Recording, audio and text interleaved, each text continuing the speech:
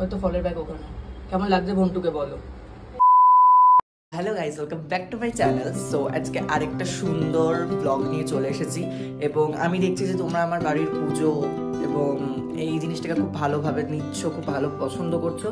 So আগেই তোমাদেরকে আমি থ্যাংক ইউ বলে দিই আমার আগের ভিডিওটাতে 10K ভিউজ দেওয়ার জন্য। তার জন্য তোমাদের অনেক অনেক ধন্যবাদ। তো আমি সেই জন্য আমি ভেবেছি তোমরা যেটা পছন্দ করছো সেই ভিডিওগুলো তোমাদের কাছে বেশি বেশি করে আনবো। হ্যাঁ, সব রকম ভিডিওই থাকবে, বাট ওই ভিডিওগুলো বেশি বেশি করে দেবো।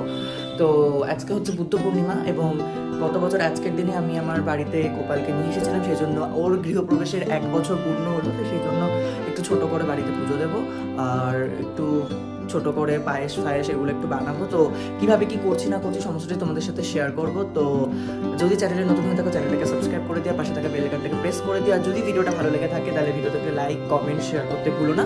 তো এখন মোটামুটিভাবে দেখতে পাচ্ছ আমি এখন পুজো কিছুই শুরু করিনি, একদম যেরকমভাবে আগে ছিল সেরকমভাবে রয়েছে। এখন আমি প্রত্যেকটা ঠাকুরকে স্নান করাবো, ঠাকুরকে ড্রেস চেঞ্জ করাবো। তো সেগুলো হয়ে যাওয়ার পর আমি তোমাদের সাথে শেয়ার করছি ঠাকুরের লুকটা। আর ঠিক আছে, কারণ এইভাবে এখন আমি যদি যেহেতু সব করে ঠাকুরকে স্নান করাতে হবে সেই জন্য আমি এক হাতে ক্যামেরা নিয়ে করাতে পারবো না, কিন্তু ইচ্ছা আছে যে গোপালকে একটুখানি দুধ ফুট দিয়ে স্নান করবো। আমি সেই ভিডিও ক্লিপিংসটা তোমাদের সাথে শেয়ার করবো।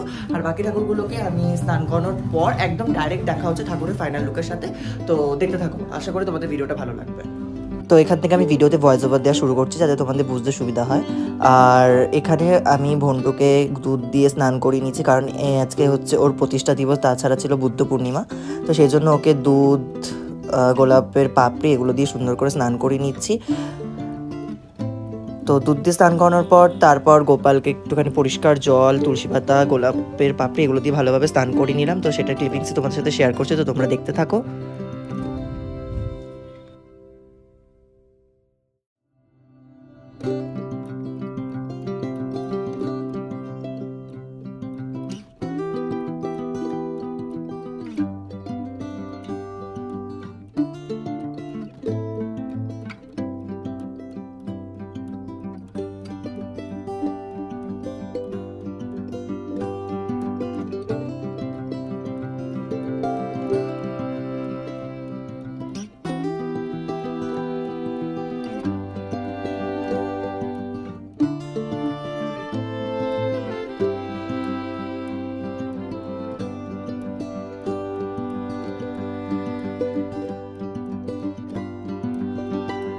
তো গোপালের স্নানের পর ওকে ওর জায়গায় সুন্দর করে সাজিয়ে গুছিয়ে বসিয়ে দিচ্ছি। আর এখানে প্রত্যেকটা ঠাকুরকে আমি আস্তে আস্তে কীভাবে সাজাচ্ছি সেটা ক্লিপস আমি তোমাদের সাথে শেয়ার করছি। যেহেতু অনেকটা বড় ভিডিও, মানে এটা যদি আমি টাইম ল্যাপসে না করতাম তাহলে অনেকটা ভিডিওটা লেন্থি হয়ে যেত, সেই জন্য আমি টাইম ল্যাপসেই করেছি। তো এখানে মা দুর্গাকে সাজানো হচ্ছে, তারপর মা লক্ষ্মীকে সাজিয়ে দিলাম। মা লক্ষ্মীকে সাজানোর পর তারপর আমি মহাদেব, লোকনাথ বাবা, বড় মা যত ঠাকুর আছে প্রত্যেককে সুন্দর করে সাজিয়ে নিয়েছি এবং লাস্টে ভন্টুকে সাজানোর পর এবার আমি বসে গেছি তুলসীর মালা গাঁথতে।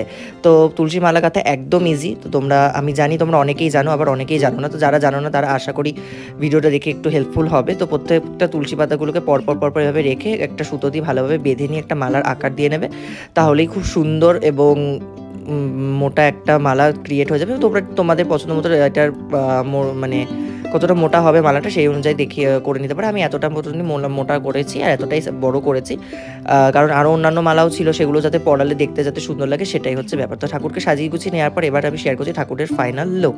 তো এখানে আছে লোকনাথ বাবা, তারপরে রয়েছে মহাদেব, আর এখানে রয়েছে আবার রাজনন্দিনী সাজটা পুরোটা দেখো কতটা সুন্দর লাগছে। আজকে মাকে একটা লাল সিল্কের শাড়ি পরিয়েছি আর মাকে এই গয়নাগুলো পরিয়েছি, তার সাথে বেলি ফুলের মালা। এখানে মা জগদ্ধাত্রী, এখানে লক্ষ্মী গণেশ, আর এইখানে হচ্ছে ভন্টু। আজকে হচ্ছে মেন সেনসেশন যে গোলাপ দিয়ে এবং অন্যান্য মালা দিয়ে খুব সুন্দর করে সাজিয়েছি। এখানে বড় মা মহাদেবের লিঙ্গ, এখানে আমাদের গুরুদেব, আর এখানে হচ্ছে মা লক্ষ্মী আর মা লক্ষ্মীর ঘট, আর এই পাশে হচ্ছে আমাদের মা সরস্বতী। সবটা আমি তোমাদের সাথে শেয়ার করলাম। তোমাকে আমি আরেকবার কাছ থেকে সমস্ত ঠাকুরগুলোকে দেখিয়ে দিলাম। তো গোপালকে আরেকবার কাছ থেকে দেখিয়ে নাও। তোমরা অবশ্যই কমেন্ট করে জানিও যে ভন্টুকে কেমন লাগছে তোমাদের। আমার তো প্রচণ্ড মিষ্টি লাগছে, প্রচণ্ড কিউট লাগছে। তোমরা এটাও কিন্তু কমেন্ট করতে ভুলো না যে রাজনন্দিনীকে কেমন লাগছে। তো আজকে মায়ের সাজটা এরকমভাবে করেছি, তো আশা করি তোমাদের ভালো লাগবে।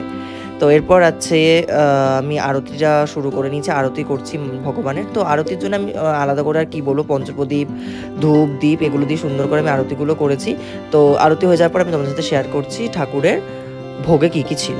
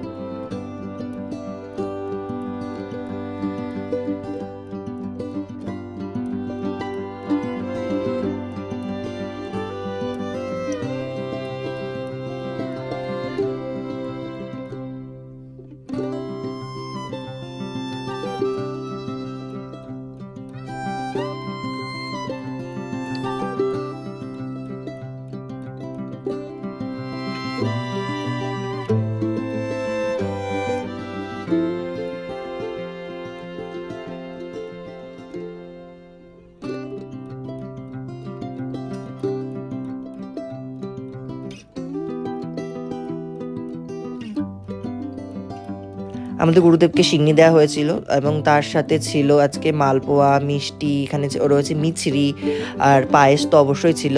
আর এই পাশে ঠাকুরকে দেওয়া হয়েছিল বিভিন্ন রকম ফল কেটে দেওয়া হয়েছিল। তো এইভাবে আজকে ঠাকুরের পুজোটাকে সেলিব্রেট করেছি। আশা করি তোমাদের ভিডিওটা ভালো লেগেছে। এটাই ছিল ঠাকুরের টোটাল ভোগ। তো তোমরা ভোগ দর্শন করো এবং ভোগ দর্শনে যেন তোমাদের দুর্ভোগ কাটে সেটাই ঠাকুরের কাছে কামনা করে এবং তোমাদের সকল ইচ্ছা যেন ঠাকুর সম্পূর্ণ করে সেটাই আমি ঠাকুরের কাছে প্রার্থনা করে। এখানে মা পাঁচালি পরে নিচ্ছিল, সেটির যে একটা ছোট্ট ক্লিপিংস তোমাদের সাথে শেয়ার করলাম। তো আশা করি তোমাদের ভিডিওটা ভালো লেগেছে।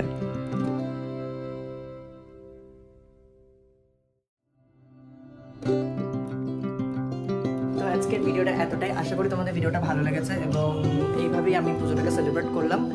তো দেখা হচ্ছে নেক্সট খুব একটা এক্সাইটিং ব্লগে। আর যদি চ্যানেলে নতুন হয়ে থাকো চ্যানেলটাকে সাবস্ক্রাইব করে দিও, আপনার থেকে বেলকানটাকে প্রেস করে দিও। আর ভিডিওটা ভালো লাগলে লাইক কমেন্ট শেয়ার করতে ভুলো না। তোমরা আগের ভিডিওতে অনেক ভালোবাসা দিয়েছো, আশা করি এই ভিডিওটা তো আমি সেরকমই রেসপন্স পাবো। তো এখানে মা পাঁচালি পড়ছে যার জন্য একটু সাইড টক হচ্ছে, বাট তোমরা একটু ম্যানেজ করে নাও। Till then tata.